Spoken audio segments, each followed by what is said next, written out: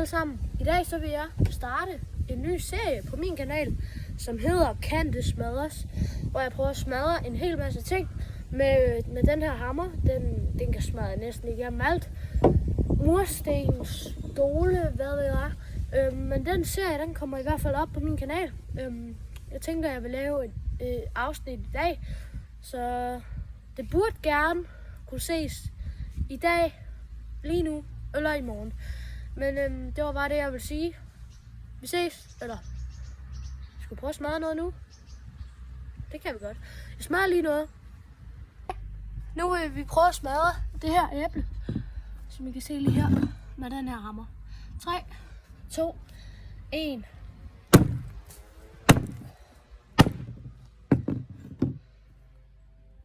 Æblet, det blev sådan rimelig meget smadret.